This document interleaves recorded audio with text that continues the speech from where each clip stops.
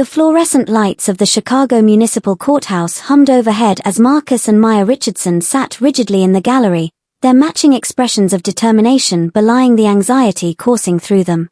At 23, the twins had become experts at presenting a united front, a survival skill learned young when their mother, Donna Richardson, had raised them alone in the cramped apartment on the South Side. Today, they weren't here for themselves.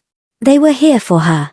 "All rise for the Honorable Judge William Thornton," the bailiff announced. Marcus felt Maya's hand grip his as they stood. Judge Thornton swept into the courtroom with the commanding presence of someone who'd spent 3 decades on the bench. His silver hair was immaculately styled, his black robes crisp and imposing. He was a fixture in Chicago's legal community, renowned for his sharp intellect and, some whispered, his icy demeanor toward defendants who reminded him of his own difficult past. Their mother sat at the defense table, her public defender shuffling papers nervously beside her.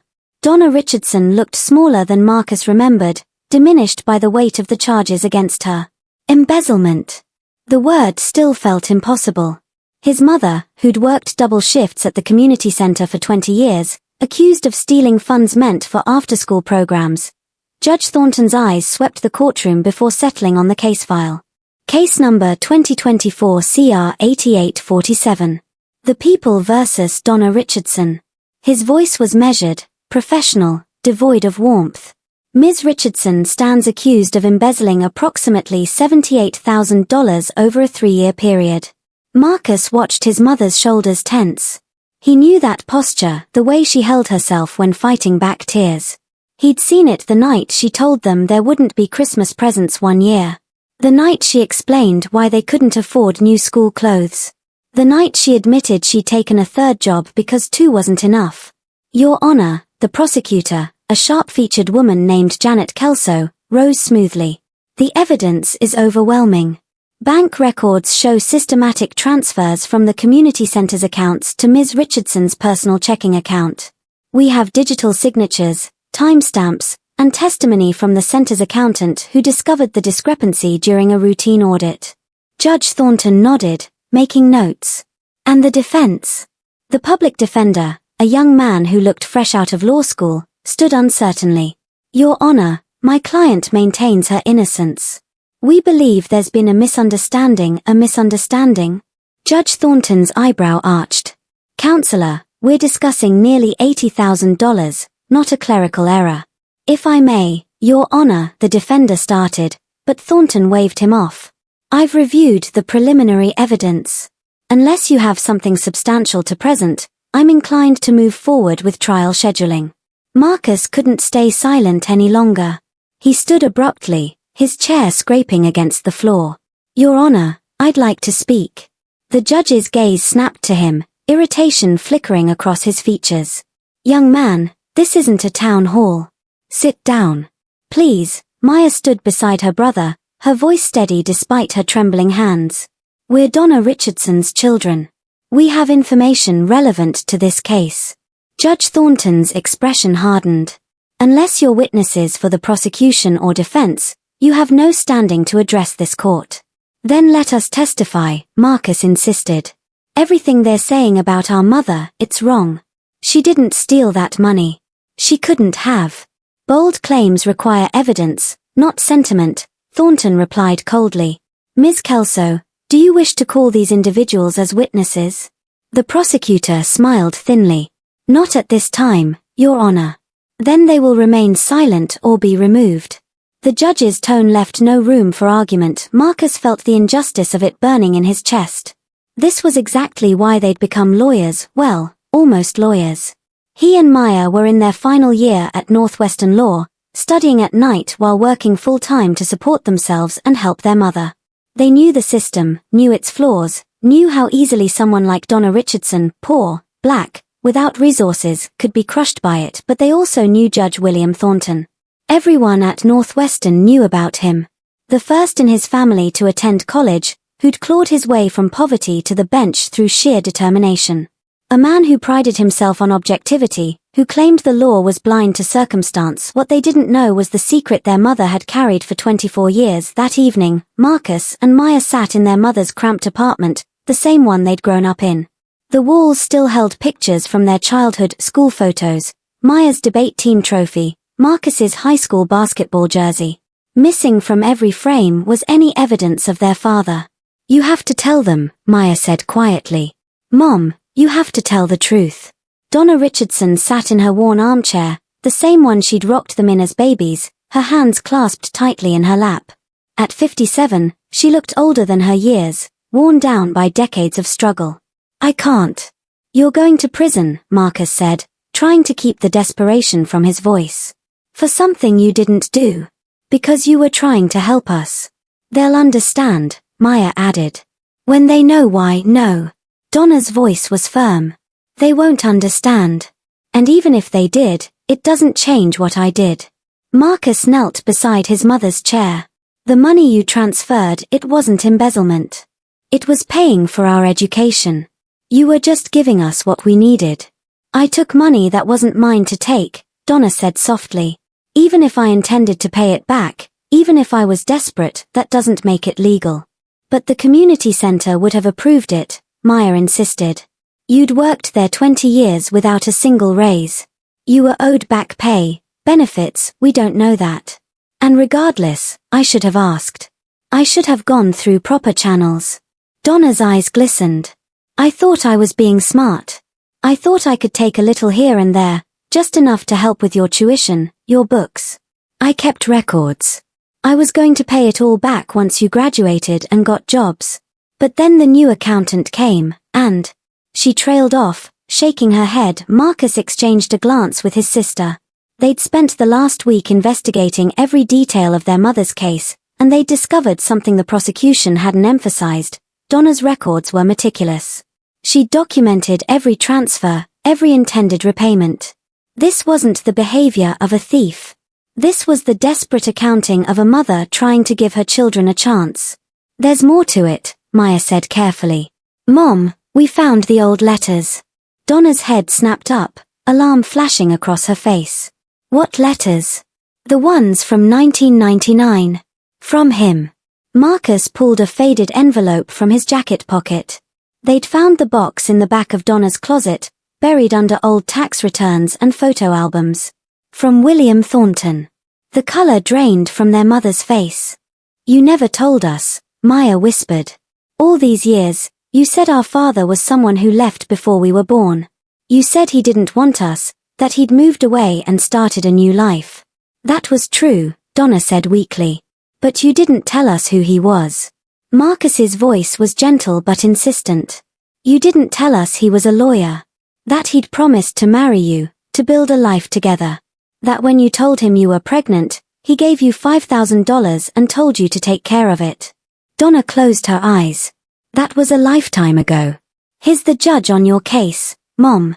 Maya's voice cracked. "Judge William Thornton is our father, and he has no idea." The revelation had sent Marcus and Maya into a spiral of ethical and emotional turmoil. Their father, a man they'd never known, never even seen a photograph of, was now sitting in judgment of their mother.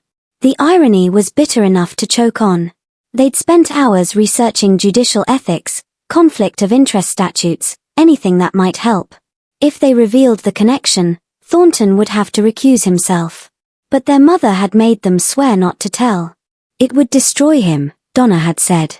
"His reputation, his career. He has a family now. I looked him up years ago. A wife, children who actually know him. I won't be the one to blow up his life."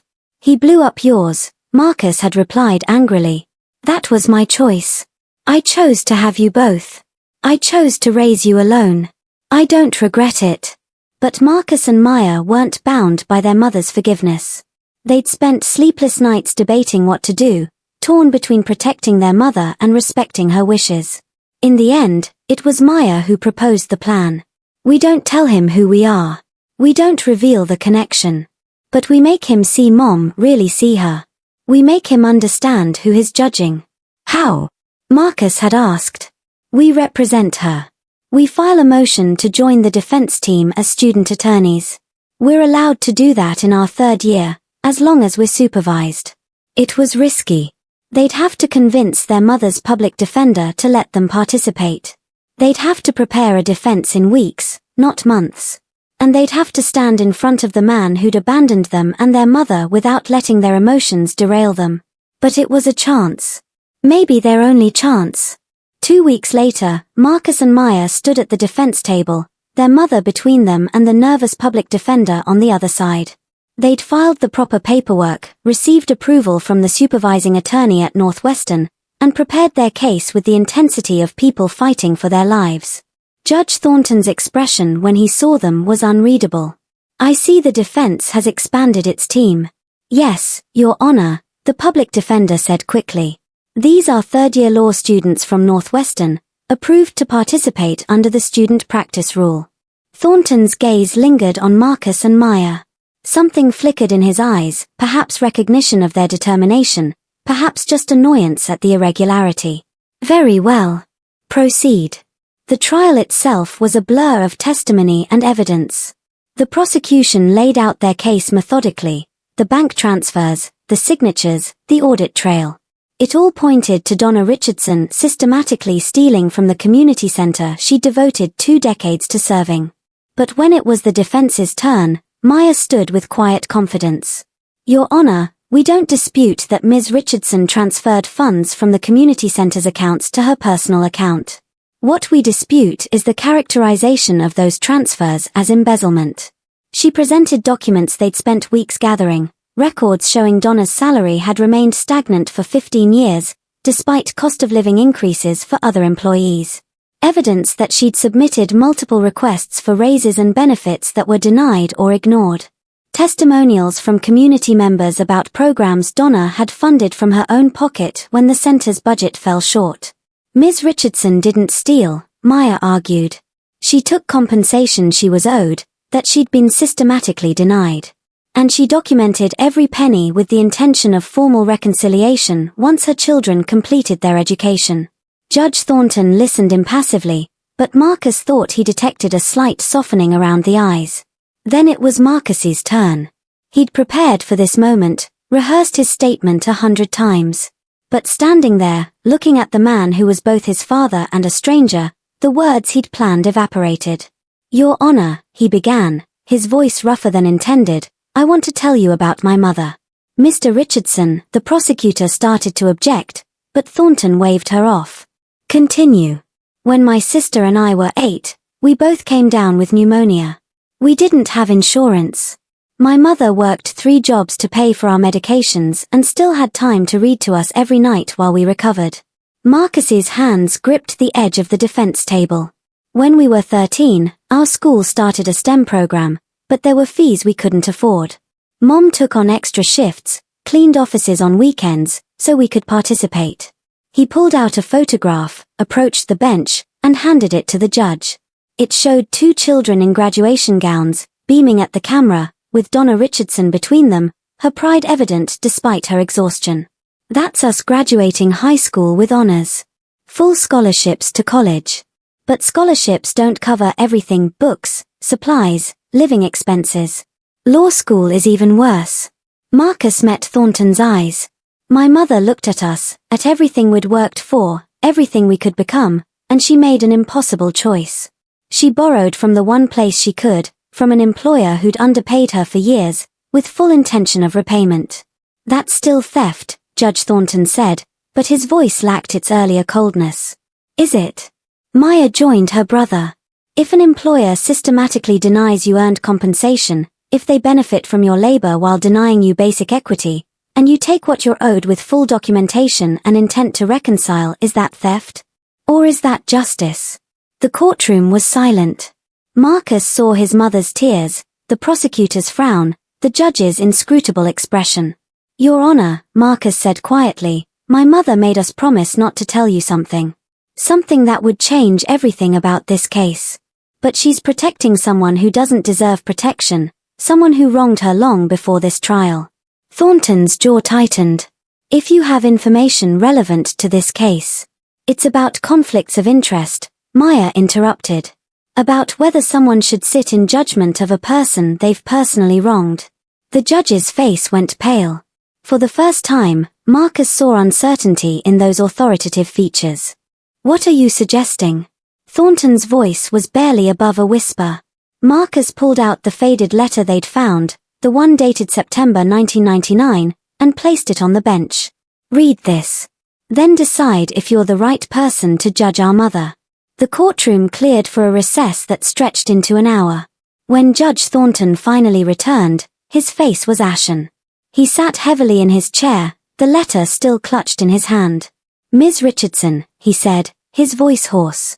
"May I speak with you in chambers? Along with your attorneys?" In the privacy of his office, surrounded by law books and framed commendations, Judge William Thornton looked at Donna Richardson, really looked at her, for the first time in 24 years. "You never told me," he whispered. "You never asked," Donna replied simply. "You handed me money and walked away. I was young. Stupid. Scared." Thornton's hands shook. "I thought I was doing the right thing. I thought I was giving you a choice. You did. And I made it. These two." Thornton looked at Marcus and Maya, seeing them clearly now. He saw echoes of himself in Marcus's stubborn chin, in Maya's analytical gaze. "They're your children," Donna said. "Though you never earned that title." The judge sank into his chair. "I have to recuse myself. The conflict of interest is enormous. This case should never have come to me. The case shouldn't exist at all," Maya said firmly. "Our mother was desperate. She was denied fair compensation for years. She took what she needed to give us a future, with full documentation and intent to repay. That's not embezzlement." "The law," Thornton started. "The law serves justice, Your Honor," Marcus interrupted. "Or it's supposed to. Is it justice to imprison a woman for trying to give her children the opportunities their father denied them?" The words hung heavy in the air. Thornton flinched as if struck. "I'll recuse myself," he said finally.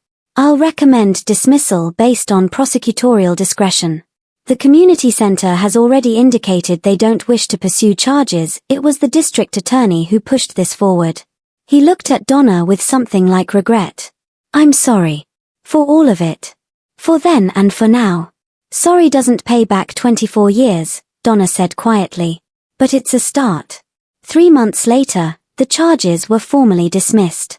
Donna Richardson returned to her job at the community center, which not only cleared her name but offered her a promotion and back pay for the years she'd been underpaid. Judge Thornton requested a meeting with Marcus, Maya, and Donna. They met at a neutral coffee shop, awkward and uncertain. "I'm not asking to be part of your lives," Thornton said without preamble. "I have no right to that. But I want to help. Your law school tuition, expenses, I should have helped years ago. Let me do it now." Marcus and Maya exchanged glances. They'd discussed this possibility, debated whether they could accept anything from him. "We'll think about it," Maya said diplomatically. "But there's something you can do," Marcus added. "The community center, places like it, they're always struggling. You have influence, connections. Use them. Make sure other mothers don't have to make the choice ours did." Thornton nodded slowly. "I will. I promise." As they left the coffee shop, Donna walked between her children, her arms linked with theirs. She'd lost years to struggle, had nearly lost her freedom to desperation. But she'd never lost what mattered most. "Are you going to let him help?" she asked quietly. "Maybe," Maya said. "On our terms." "He owes you more than money," Marcus added. "He owes you the truth. About why he left, about his other family.